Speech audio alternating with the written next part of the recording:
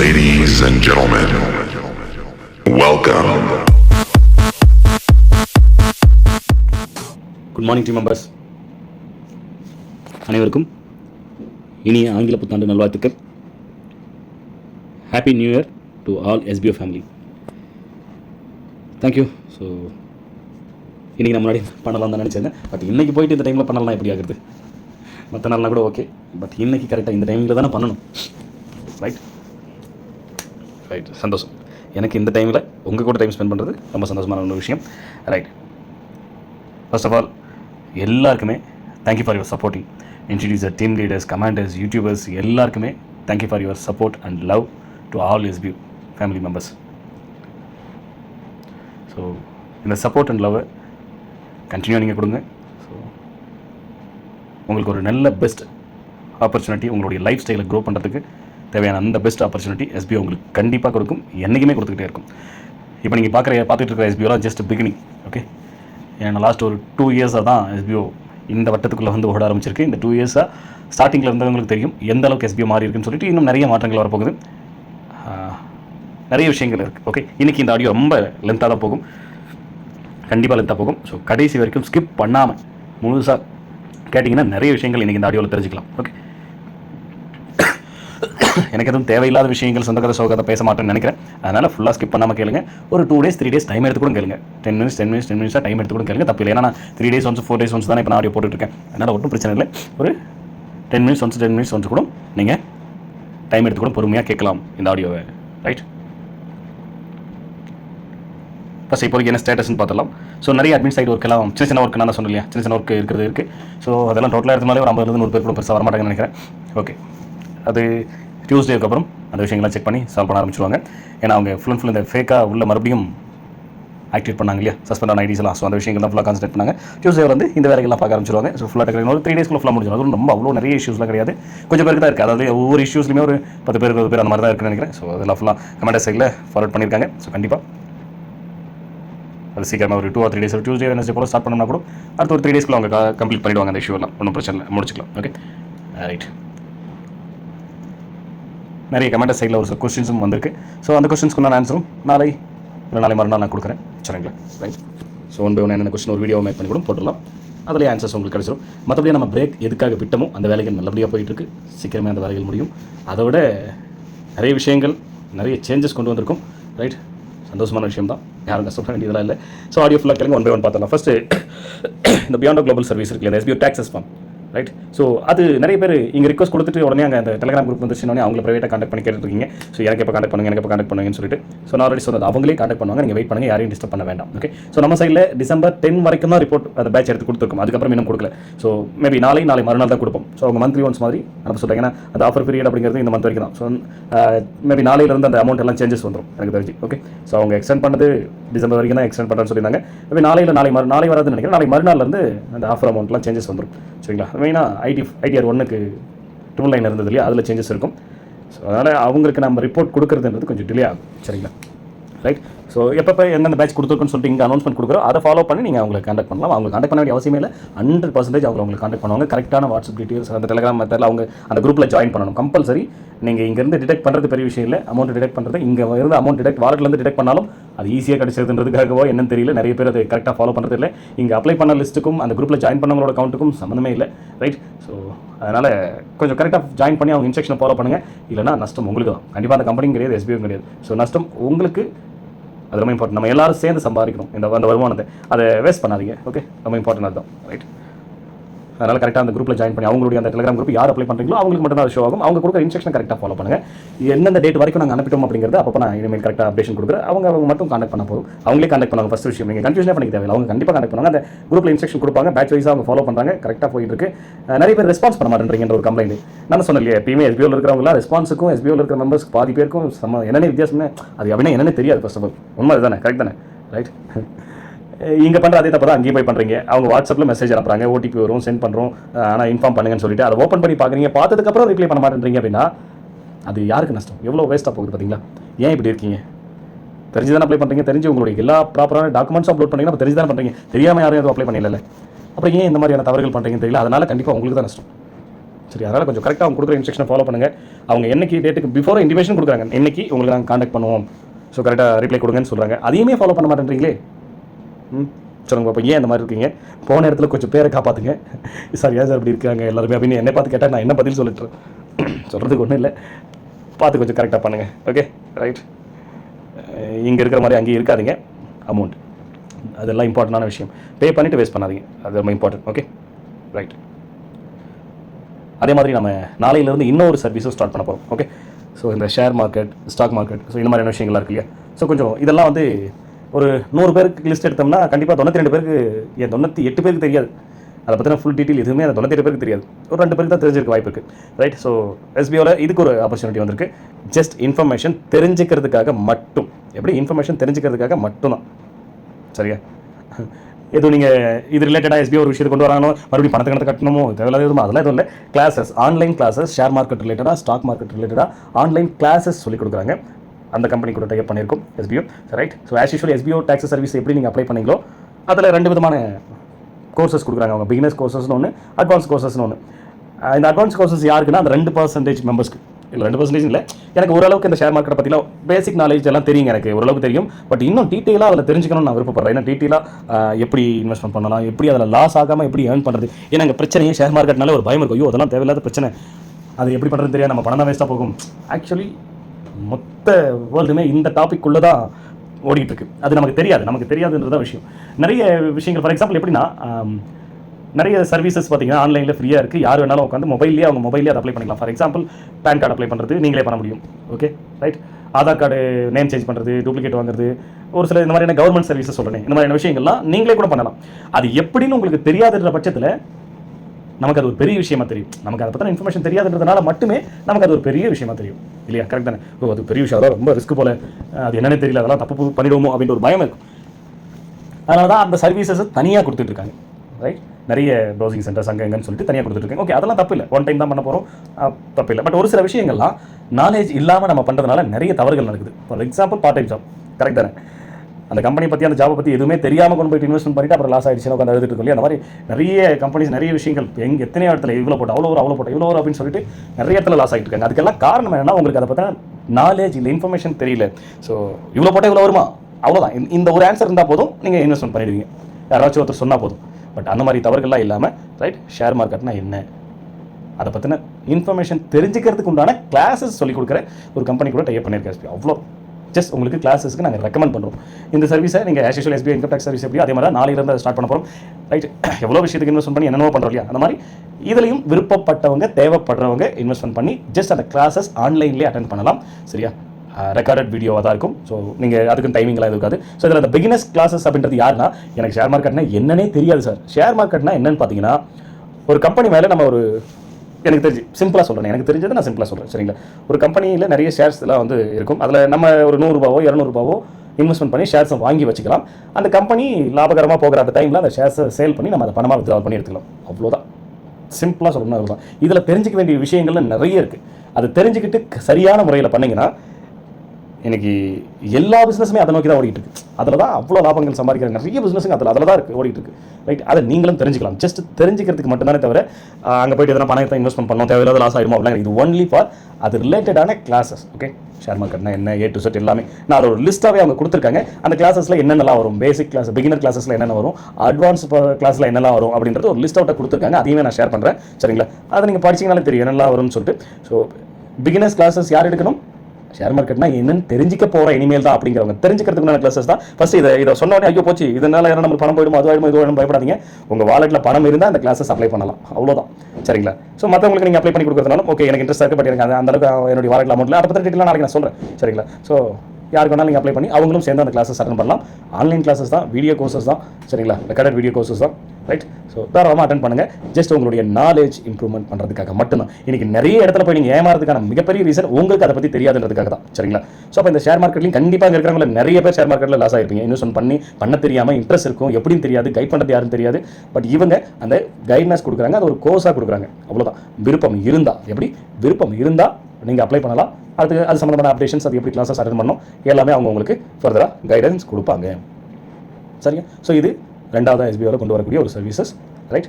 So அதுவும் நாளையிலேருந்து இருக்கும், உங்கள் வாலெட்லேருந்து அமௌண்ட் டிடெக்ட் ஆகிக்கும். ஸோ அதை பற்றின டீட்டெயில் நாளைக்கு இன்னும் டீட்டெயிலாக உங்களுக்கு ஷேர் பண்ணுறேன். ரைட். ஸோ புதுசாக ஒரு கோர்ஸ் ரிலேட்டட் ஆன்லைன் கோர்ஸ் இல்லையா? ரைட். இதுக்கு பேர் என்ன? ஆன்லைன் கோர்சஸ் இல்லையா? இது ஜஸ்ட் ஃபார் கோர்சஸ். இந்த விஷயங்கள்லாம் தெரியாததுனால தான் நீங்கள் அதில் போய் மாட்டிக்கிறீங்க. இந்த மாதிரியான விஷயங்கள்லாம் தெரியாததுனால தான் நிறைய இடத்துல போய் லாஸ் ஆகிறீங்க. இந்த கிளாஸஸ் நீங்கள் அட்டன் பண்ணும்போது அந்த ஷேர் மார்க்கெட் மட்டும் இல்லை, நிறைய பேசிக்காக தெரிஞ்சிக்க வேண்டிய யூஸ்ஃபுல்லான விஷயங்கள் அவ்வளோ தெரிஞ்சுக்கலாம் இன்டர்நெட்டில். இன்னைக்கு நிறைய இடத்துல போய் நீங்கள் ஏமாறதுக்கான காரணமும் ஒரு பிஸ்னஸ் கம்பெனி எப்படி ரன் ஆகுது, இது எப்படிலாம் இன்கம் சம்பாதிக்க முடியும், ஒரு பிஸ்னஸ் எப்படிலாம் ஸ்டார்ட் பண்ணி ரன் பண்ணலாம், நிறைய விஷயங்கள் சொல்லிக் கொடுக்குறாங்க. ஸோ விருப்பம் இருக்கிறவங்க பண்ணலாம். நாளைக்கு அதை பற்றி டீட்டெயில்ஸ் உங்களுக்கு ஷேர் பண்ணுறேன். அடுத்தது SBO ஒரு ஹாப்பி நியூஸ்.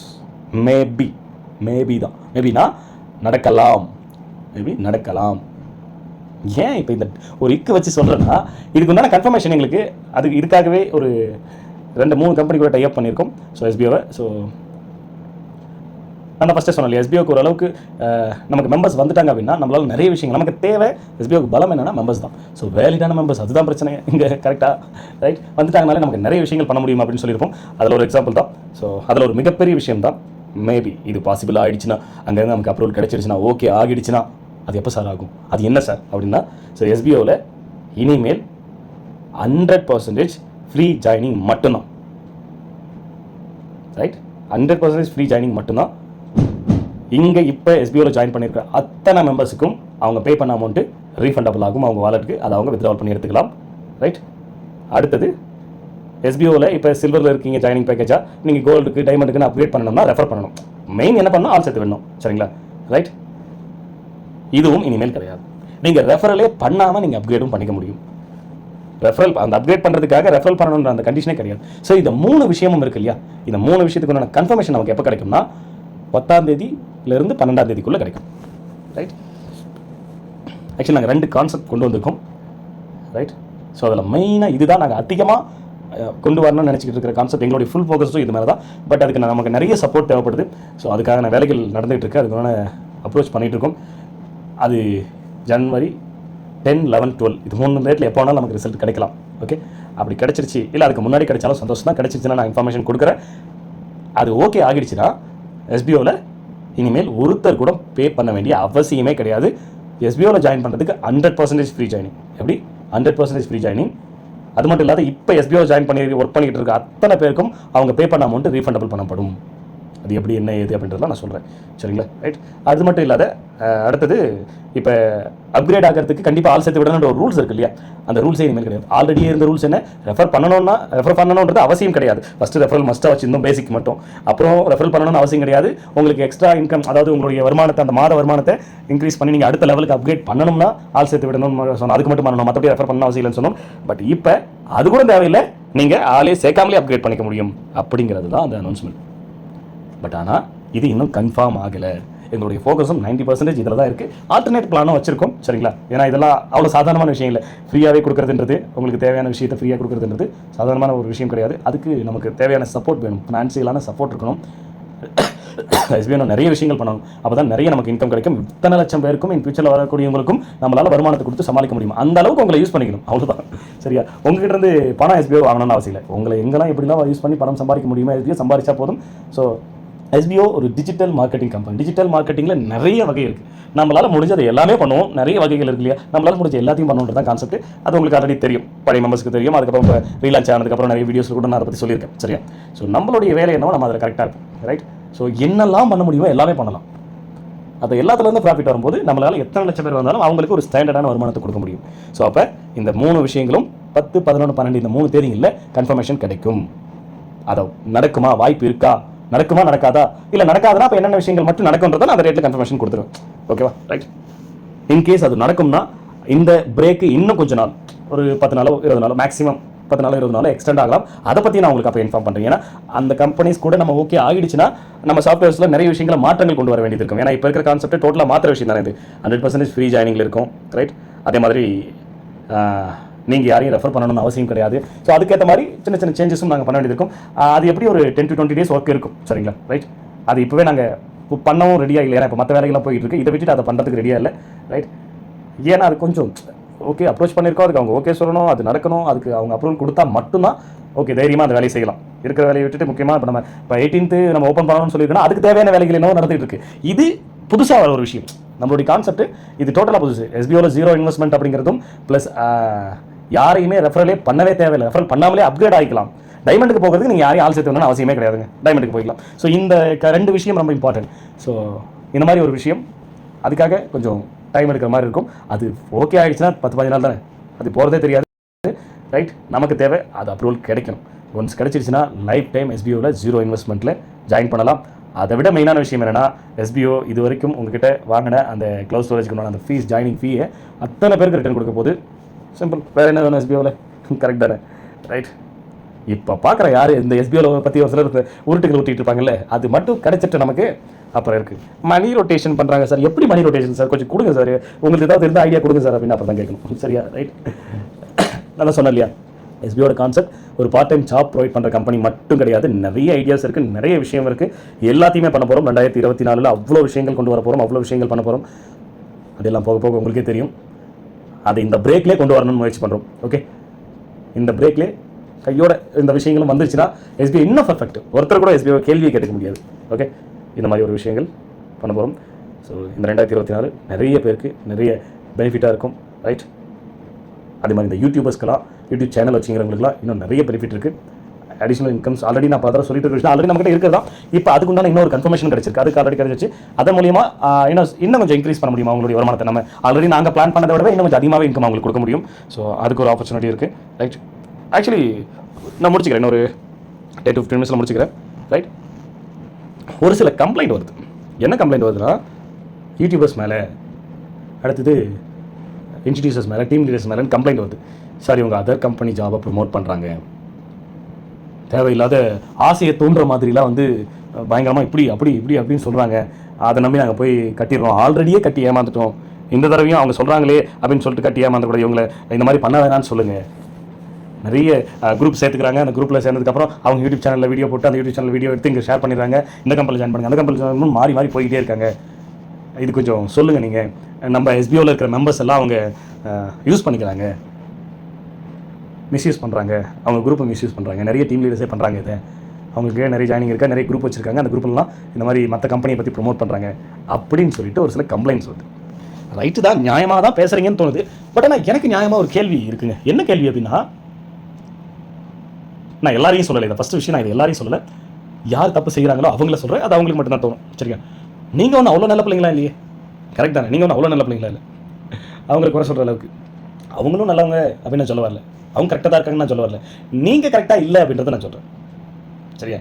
அதே யூடியூபர்ஸ் எஸ்பிஓக்காக, எஸ்பிஓவில் நான் கொடுக்குற அப்டேஷன்ஸ்க்காக, அதே யூடியூபராக இருக்கட்டும், டீம் லீடராக இருக்கட்டும், அதே குரூப்பில் இருக்கட்டும், எங்கேயுமே அதே மெம்பர்ஸ், நீங்கள் கம்ப்ளைண்ட் சொல்கிற அதே பர்சன்ஸ் எத்தனையோ எஸ்பிஓட அப்டேஷன்ஸை உங்களுக்கு தெரியப்படுத்திருக்காங்க. அதை நீங்கள் உட்காந்து ஒழுங்காக ஃபாலோ பண்ணதில்லை. ஏன் இப்போ எஸ்பிஓ இன்கம் டேக்ஸ் சர்வீசஸ் பற்றி எத்தனையோ யூடியூப் சேனல் வந்திருக்கு. இந்த மாதிரி வந்திருக்கு, இந்த மாதிரி பெனிஃபிட் இருக்குது, இந்த மாதிரி விஷயம் இருக்குது, பயன்படுத்திங்கன்னு பர்டிகுலராக ஒரு சில யூடியூபர்ஸ் தான் இப்போ அதர் கம்பெனிஸை அதிகமாக ப்ரொமோட் பண்ண ஆரம்பிச்சிருக்காங்க. அதே பர்டிகுலராக யாருன்னா இங்கே சொல்ல வரமுடியல. சரிங்களா? அதே யூடியூபர்ஸ் எஸ்பிஓட இன்கம் டேக்ஸ் சர்வீசஸ் பற்றிலாம் போட்டிருக்காங்க, ஃபேன் கார்டு அப்ளை பண்ணுறதை பற்றிலாம் போட்டிருக்காங்க. அப்போலாம் உட்காந்து ஃபாலோ பண்ண மாதிரி தெரியலையே எனக்கு. எஸ்பிஓ விஷயங்கள் சொல்லும் போதே நீங்கள் ஒழுங்காக ஃபாலோ பண்ணலை. யோசிச்சு பாருங்களேன், இத்தனை லட்சம் பேர் இருக்கீங்க. இன்னைக்கு வரைக்கும் முழுசாக எஸ்பிஓ டேக்ஸ் சர்வீஸ் அப்ளை பண்ணவங்க முழுசாக இன்னும் 5000 ரூபாய் டச் பண்ணல. அப்போ எந்த அளவுக்கு நீங்கள் உஷாராக இருக்கீங்கன்னு பாருங்கள். எதுக்கு ரிஸ்க்கு? நம்ம ஐடி ஃபைல் பண்ணி தேவையில்லாத ஏதாவது பிரச்சனை வந்துச்சுன்னா, ஏதாவது நம்ம தேவையில்ல அமௌண்ட் கட்டுற மாதிரி இருந்துச்சுன்னா, நமக்கு வரக்கூடிய பணம் ஏதாவது வராமல் போயிடுச்சுன்னா, எதனா பிரச்சனை வந்துச்சுன்னா அப்படின்னு சொல்லிட்டு அவ்வளோ உஷாராக இருக்க தெரியுது இல்லை? ரைட். நாங்கள் பண்ணணுன்றது சொல்ல போகிறது இல்லையா? எஸ்பிஓ எல்லா சர்வீஸையும் ரெக்கமெண்ட் தான் பண்ணும். மேண்டேட்டரியாக பண்ணுறதா இருந்தால் நாங்கள் அதை வேறு மாதிரி சொல்லுவோம். இப்படி உட்காந்துட்டு பண்ணுறதுனா பண்ணுங்கன்னு சொல்ல மாட்டோம். சரிங்களா? அது கண்டிஷனாகவே வச்சிருவோம். அது வேறு விஷயம். ரைட். இதெல்லாம் ரெக்கமெண்ட் பண்ணுற சர்வீசஸ் 1008 சர்வீஸ் நாளைக்கு வரும். சரியா? எல்லாத்தையும் நீங்கள் பண்ணணும்லாம் அவசியம் இல்லை. கரெக்டாக இருக்கீங்க. சரியா? எஸ்பிஓ டெய்லி அப்டேட்ஸ் கொடுத்தாலும் சரி, இந்த மாதிரி எஸ்பிஓவில் டேக்ஸ் சர்வீசஸ் வந்திருக்கு பயன்படுத்துங்கன்னு சொல்லி நீங்கள் குறை சொல்கிற அதே யூடியூபர், அதே டீம் லீடர்ஸ், அதே குரூப்பில் எத்தனையோ தடவை சொல்லியிருக்காங்க.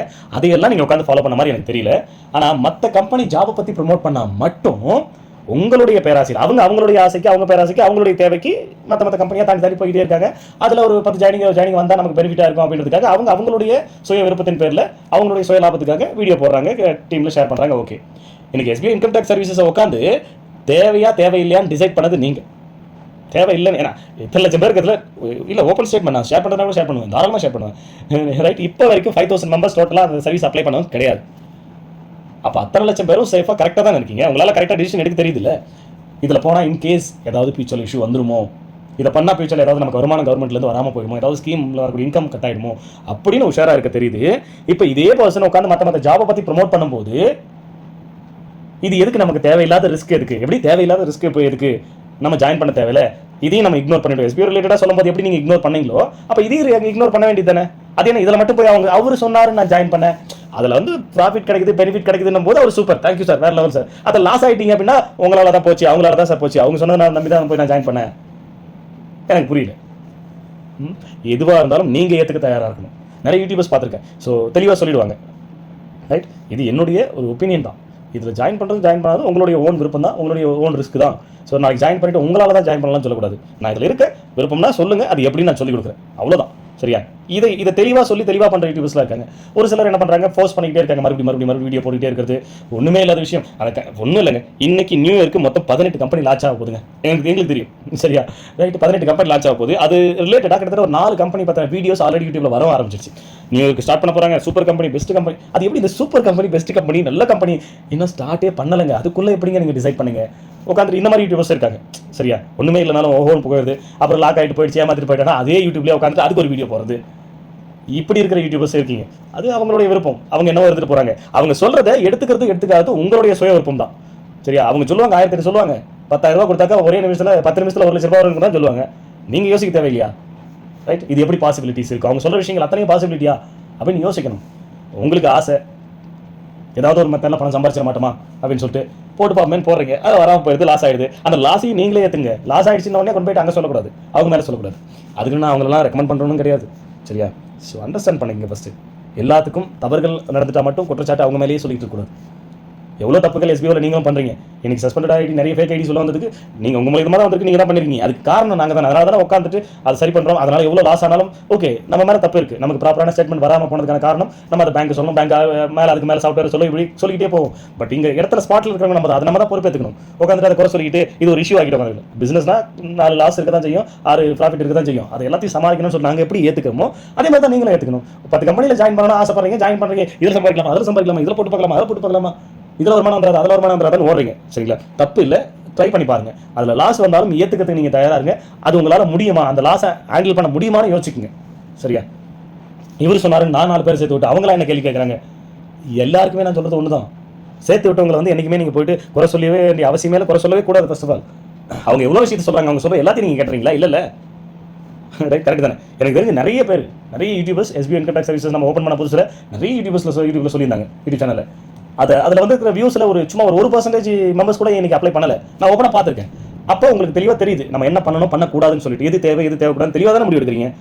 அதே இந்த மாதிரி இடத்துல மட்டும் தெளிவாக முடிவு எடுக்கிறீங்க. அந்த மாதிரி ஒரு இடத்துல இந்த பணம் வரும், இவ்வளோ அவ்வளோ இவ்வளோதான் இருக்கு, சின்ன இன்வெஸ்ட்மெண்ட் தான் அப்படின்னு சொல்லும்போது போய் சேர்ந்துறது, கூடவே எல்லாரையும் ஒரு 10 பேர் சேர்த்து விட்டுறது, அப்புறம் பிரச்சனை உடனே அந்த குரூப்புகளிலே குடிச்சு ஆட்சியமாக ஆயிடுது. உங்களால் தான் சேர்ந்தேன், உங்களால் தான் போச்சு, உங்களால் தான் வந்துச்சு அப்படின்னு சொல்லிட்டு. ரைட்? எதுலேயுமே பொறுமை கிடையாது. ரைட்? ஸோ எங்களுக்கு இந்த ஷேர் மார்க்கெட் ரிலேட்டடாக ஒரு அப்ரோச் வரும்போது கூட நாங்கள் யோசிச்ச விஷயம் என்ன, ஏதாவது இன்வெஸ்ட்மெண்ட் பண்ணுற மாதிரி வருமோ, மக்கள் போய் ஏதாவது ஏமாந்துருவாங்களோ, நாளைக்கு நமக்கு அது ஒரு நம்ம தான் அதை சொல்லிக் கொடுத்தோமே, நம்ம தான் ரெக்கமெண்ட் பண்ணணும், ஒரு பிரச்சனை வந்துருமே ராஜேஷ் சார் அப்படின்னு டீம்லாம் நிறைய யோசிச்சாங்க. சரிங்களா? நாங்கள் என்ன விஷயம் யோசிச்சோம். பட் விஷயம் என்னன்னா அவங்க தெளிவாக சொல்லிட்டாங்க, சார் நாங்கள் இந்த இதில் இன்வெஸ்ட்மெண்ட் பண்ணுங்க, அதில் இன்வெஸ்ட்மெண்ட் பண்ணுங்க, இன்வெஸ்ட்மெண்ட்லாம் பண்ண சொல்லவே மாட்டோம். அது அவங்களுடைய சுய விருப்பம். ஓகேங்களா? அவங்களுக்கு தேவைன்னா சரியா அவங்க எங்கிட்ட தனியாக ஃபீஸ் கட்டி ஜாயின் பண்ணிக்கலாம், எப்படி நாங்கள் சொல்லிக் கொடுப்போம். அது தனி, அது அவங்களுடைய விருப்பத்தின் பேரில் அவங்க வேணும்னா பண்ணிக்கிட்டோம். சரிங்களா? பட் இது நாங்கள் வெறும் கிளாஸஸ் மட்டும்தான் எடுக்கும். உங்கள் மூலியமாக எடுத்து போகிறது வெறும் கிளாஸஸ் மட்டும்தான்.